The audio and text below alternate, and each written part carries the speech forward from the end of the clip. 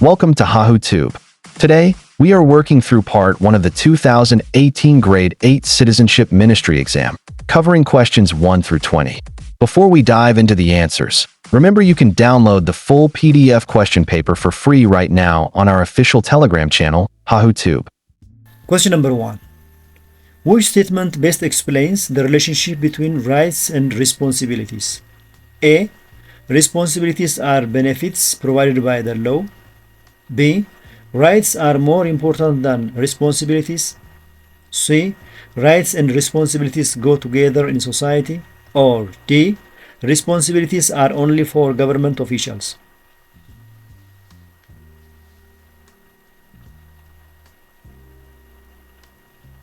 The answer is rights and responsibilities go together in society. Rights and responsibilities are two sides of the same coin. A right cannot be effectively enjoyed unless individuals respect the corresponding responsibility to recognize and protect the rights of others in society.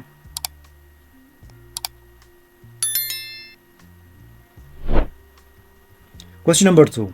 Which of the following is considered as qualities of good citizenship? A. Ignoring community problems. B. Working against public property. C. Disobeying government regulations. Or D. Fostering a safe and supportive society.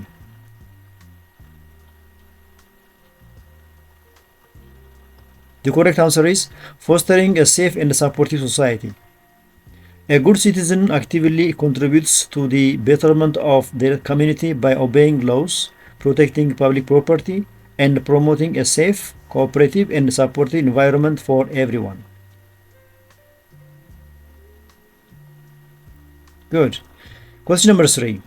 Which one of the following is true about ways of losing citizenship? A. When a citizen voluntarily renounces your citizenship. B. When a citizen inherited from your parents. C. When a citizen commit robbery crime. Or D. When a citizen follow different religion.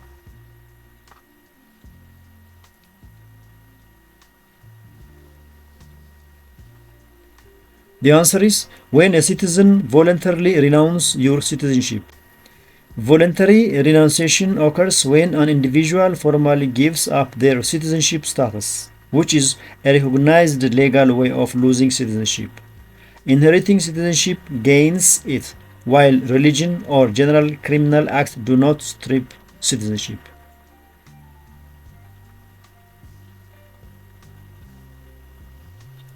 Question number 4.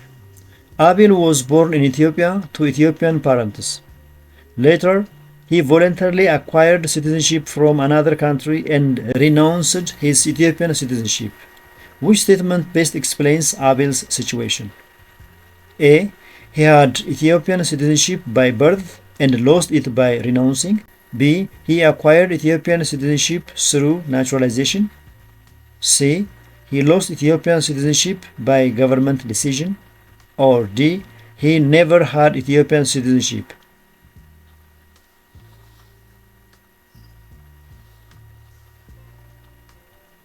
The answer is he had Ethiopian citizenship by birth and lost it by renouncing. Abel originally obtained citizenship by blood or birth, Jasangus, through his Ethiopian parents, but later forfeited it voluntarily upon acquiring foreign nationality and renouncing his original citizenship.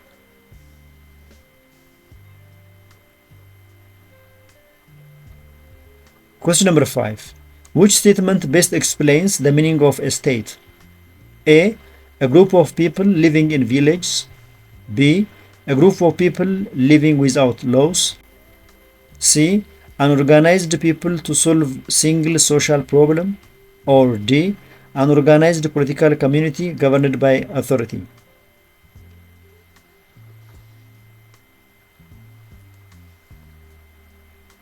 The answer for this question is an organized political community governed by authority.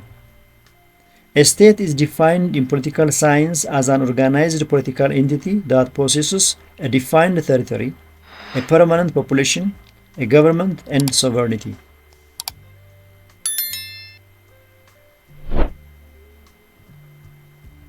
Question number 6. Evaluate what would most likely happen if a country missing sovereignty. A. The state would depend on other states for authority. B. The state will function as a fully independent state. C. The government will become a monarchical. Or D. The state may not have population at all.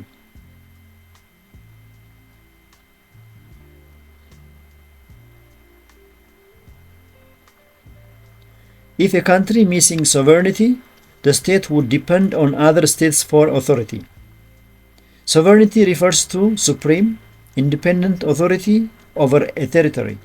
Without it, a country loses its self-governing power and becomes subject to or dependent on external foreign powers.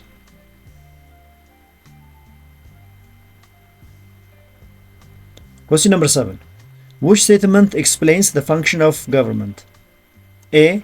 Ignoring public questions. B. Limiting citizens' rights. C. Preventing social activities. Or D. Maintain order in the country.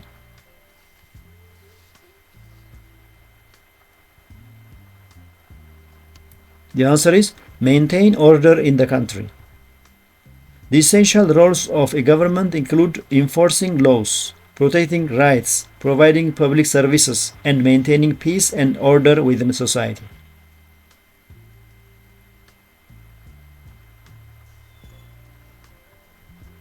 Question number 8. How would you distinguish monarchy from aristocratic form of government? A.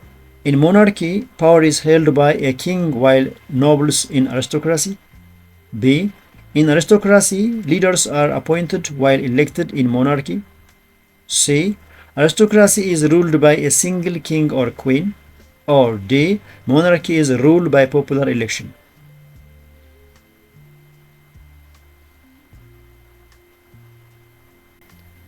If you say in monarchy power is held by a king while nobles in aristocracy, that's right.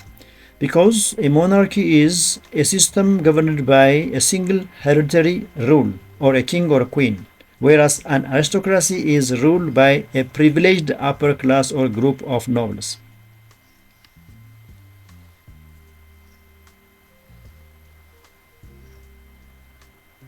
Let's go to question number 9. It says, how the natural state is differs from government. A. State is relatively permanent while government is temporary. B. The state is concrete while the government is abstract.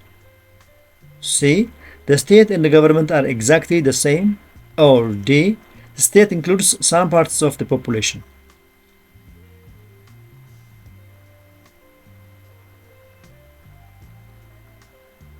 The answer for this question is, a state is relatively permanent while government is temporary. A state continues to exist over long historical periods despite political changes, whereas a government is the temporary administrative body that manages the state and changes periodically through elections or political transitions. If these explanations are making your revision easier, please hit the like button and share this video with your classmates. Don't forget to subscribe to HaHu Tube so you don't miss the next part. Let's go. Question number 10. Which statement best describes the meaning of democracy? A. It gives power to the king. B. It gives power to the people. C. It is the rule of nobles. Or D. It is the rule by army.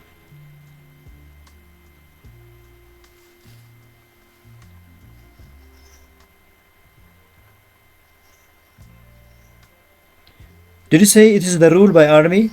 No, that's not. The answer is, it gives power to the people.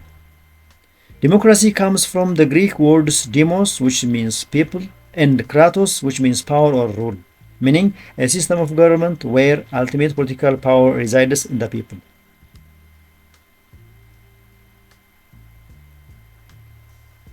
Nice. Question number 11. Which one was a major limitation of Athenian democracy? A. Citizenship was given for all Athenian residents. B. It was time-saving and easy to implement. C. It lacks permanent bureaucracy. Or D. there was coherent state policy?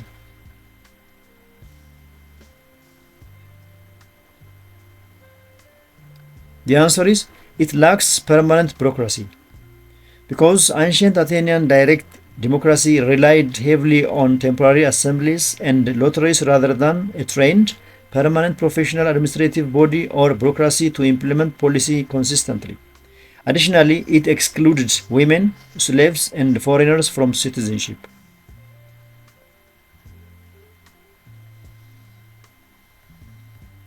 Question number 12. Which of the following is the feature of liberal democracy? A. All political activities are controlled by a single party. B. Government power is on the hands of military.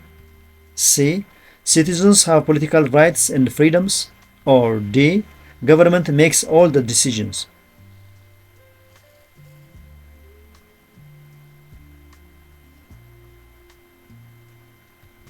If you say citizens have political rights and freedoms, that's right. Because liberal democracy is defined by constitutional protection of individual liberties, political rights, competitive multi-party elections, and the rule of law.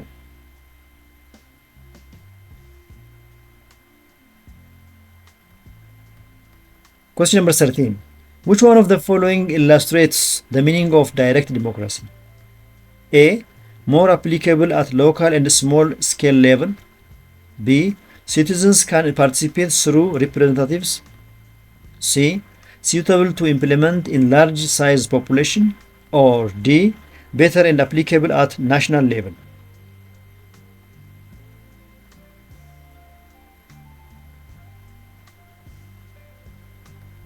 The answer is more applicable at local and small scale level. Direct democracy requires every citizen to vote personally on laws and policies. Because assembling all citizens is logistically difficult, it works best in small communities or local settings rather than large nations.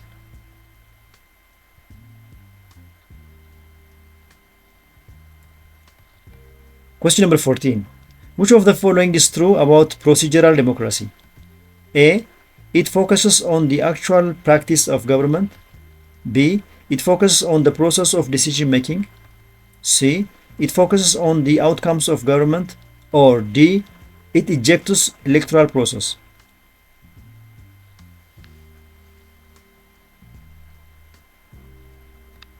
If you say it focuses on the process of decision making, that's right. Because procedural democracy emphasizes institutional rules, formal democratic procedures, and free procedures for decision making, such as holding regular elections, rather than social or economic equality outcomes.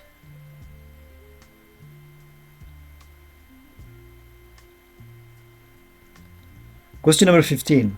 Which one of the following is the source of law? A. Constitution. B. Personal opinion.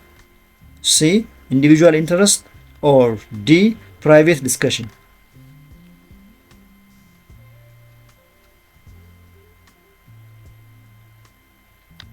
The answer is Constitution. The Constitution is the supreme formal legal document and fundamental source of law in a country, setting the framework for all other legislation.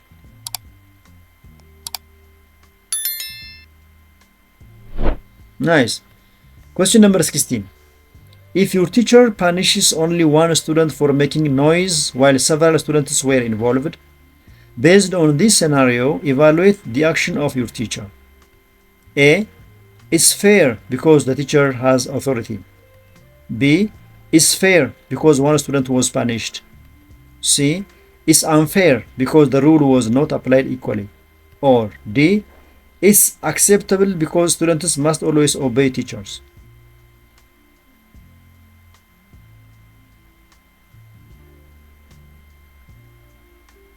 The answer is it's unfair because the rule was not applied equally. Fairness and justice requires rules to be applied uniformly and impartially to all offenders. Punishing only one person among a group of equal violators breaks the principle of equal treatment.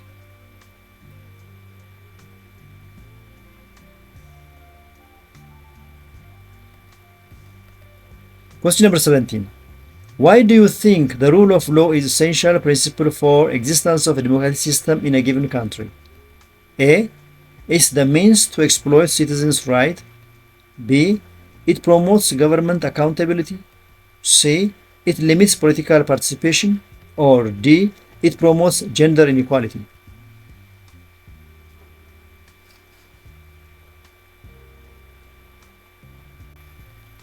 The answer is it promotes government accountability. The rule of law ensures that every citizen and the public official, including political leaders, is subject to and accountable under established laws, preventing arbitrary power.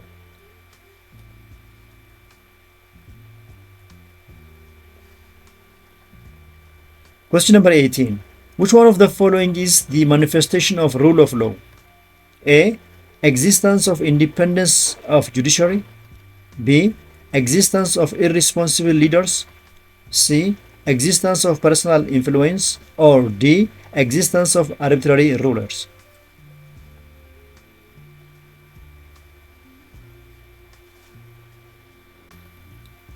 The answer is existence of independence of judiciary.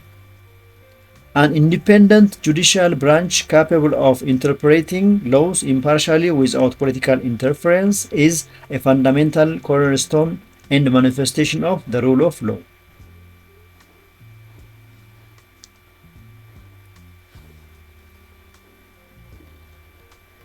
Question number 19. Which one of the following statement is true about the rule of man? A. State governed through legal means. B. It limits the misuse of power. C.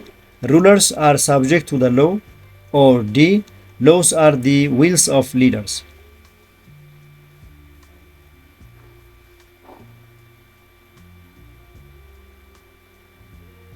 The correct answer for question number 19 will be laws are the wills of leaders. Unlike the rule of law, where the law governs everyone, the rule of man refers to authoritarian system where governance depends on the arbitrary personal decisions, desires, or wills of those in power.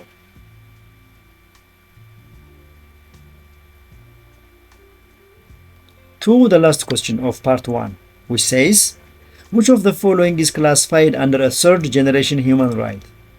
A. Right to liberty. B. Right to property. C. Right to power.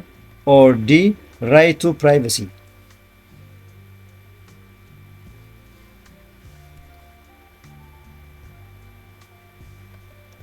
If you say right to liberty, that's right. Note that third generation rights typically refer to collective or solidarity rights like peace, development, clean environment. However, among the choices presented in the standard secondary curriculum frameworks, civil political freedoms or fundamental liberty aspects are covered under the core human rights classifications.